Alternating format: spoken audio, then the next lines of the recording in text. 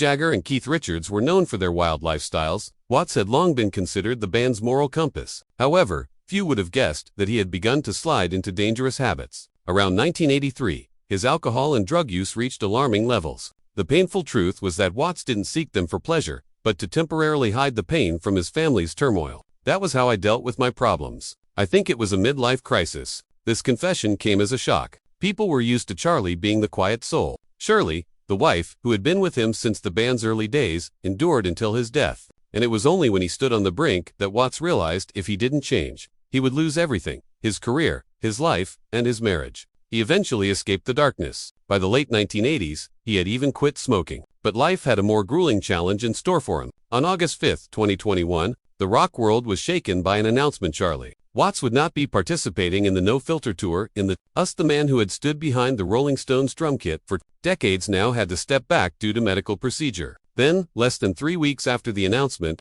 on August 24, 2021, Charlie Watts took his last breath at Royal Bermpton Hospital, Chelsea, London, at the age of 80. The autopsy showed he died of squamous cell carcinoma. The funeral took place privately in Devon, but what was even more shocking was the seemingly absurd detail: not a single member of the Rolling Stones was present at the funeral. But why was that? The first reason: the unavoidable tour commitment. At the moment of Charlie Watts's death, the Rolling Stones weren't in London to say goodbye to him. They were stuck in a whirlwind called No Filter. They were in Boston, diligently working through the final rehearsals for a tour that had been awaited for years. But this was no simple dry run. Behind it was a giant machine in operation. Hundreds of backstage staff, sound engineers, lighting experts, and stage designers, from the fireworks display to every single video frame. If even one link broke, everything would collapse like a domino effect. Contracts would be breached, hundreds of millions of dollars would be lost, and hundreds of people, from technicians to tour managers, would be affected. The pressure wasn't just about money. The Rolling Stones knew that tens of thousands of fans had held on to their tickets since 2019,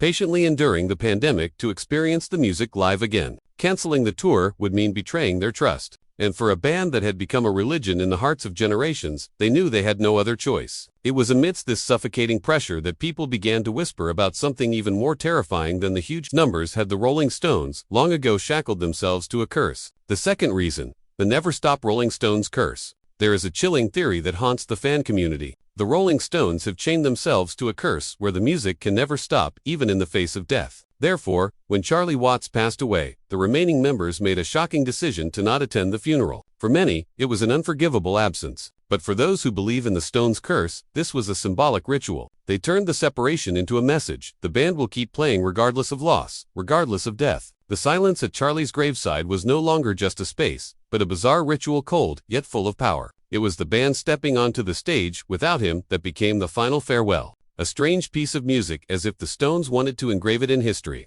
We don't stop even when the heart has stopped beating. But besides the logistical reasons, there was another factor stemming from Charlie's family. The third reason: Charlie's family's wishes. Charlie Watts's funeral took place in Devon, quiet and simple. But the absence of Mick Jagger, Keith Richards, and Ronnie Wood sparked fierce controversy. Had they appeared, the entire event would have immediately turned into a media frenzy. A private funeral would have been torn apart by cameras and frenzied crowds, which was completely contrary to Charlie's nature as someone who hated ostentation. It was rumored that Watts's family had even discreetly advised the band not to come to preserve the solemn atmosphere of the ceremony. Charlie always put privacy before fame. He once said that he just wanted to play drums and then leave the stage to return to his wife and his farm. The Devon funeral perfectly reflected that philosophy: small, discreet, without any glamour. Sam Cutler, the former tour manager, said it chillingly but accurately: Charlie would have hated the fuss. And indeed, by not turning the funeral into an event, the Rolling Stones fulfilled his final wish to let him go the way he lived.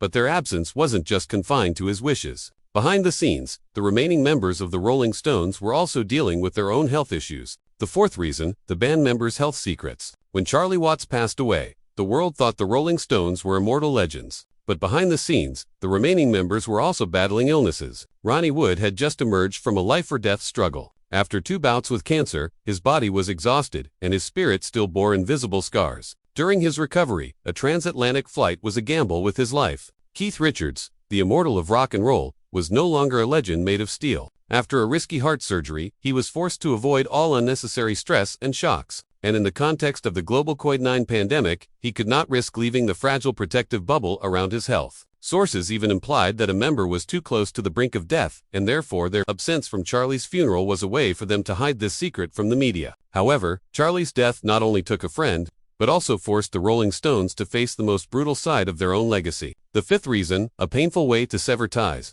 Perhaps this is the most shocking truth. The Rolling Stones are no longer just a simple band. They have become a giant machine fueled by money, legend, and the veneration of millions. And a machine like that is never allowed to stop. And so when the stage lights went out after each show, Mick, Keith, and Ronnie would quietly face the unfillable void. If they had been at the funeral, they would have wept, perhaps collapsing right at Charlie's grave. But by not attending, they chose to preserve their strength to stand strong on stage. And that very repression turned every subsequent performance into a dull, lingering pain. And as if that weren't bitter enough, the global context at the time tightened their grip even more. The world was still reeling from the storm named COVID-19. The final reason, the tense global situation. In August 2021, the world was still immersed in the shadow of the COVID-19 pandemic. International travel was extremely difficult as flights from the US to the UK came with mandatory quarantine orders lasting several weeks. That meant if Mick Jagger, Keith Richards, or Ronnie Wood wanted to go to Devon for Charlie Watts' funeral, they would have to be confined to a quarantine room. With the Delta variant spreading rapidly, health became an absolute priority. The Rolling Stones' every contact was strictly controlled.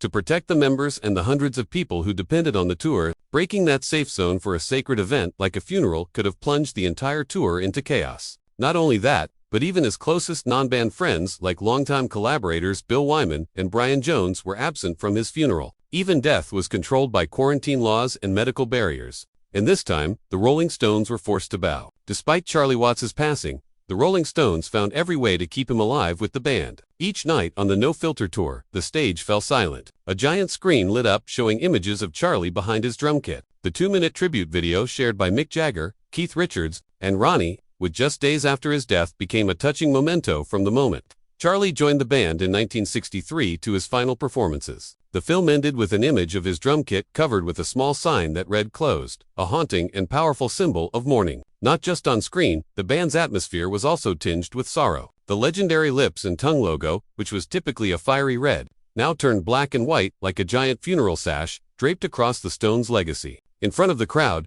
Mick Jagger repeatedly choked up while mentioning his late friend Tor.